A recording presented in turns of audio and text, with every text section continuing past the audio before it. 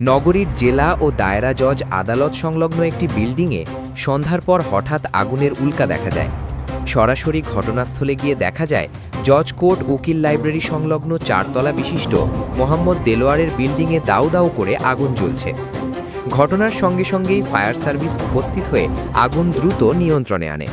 তবে আগুনের সূত্রপাত এবং ক্ষয়ক্ষতির পরিমাণ সম্পর্কে ফায়ার সার্ভিস এখনও কিছু জানাতে পারেনি। আগুনের তাপে অতিথি পাখিদের অভয়াশ্রমে থাকা সকল পাখি চারদিকে ছুটোছুটি করছে।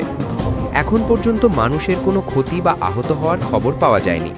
নগরীর জেলা ও দায়রা জজ আদালত সংলগ্ন আগুনে আতঙ্কের মুহূর্ত কাটিয়ে ফায়ার সার্ভিস পরিস্থিতি নিয়ন্ত্রণে এনেছে।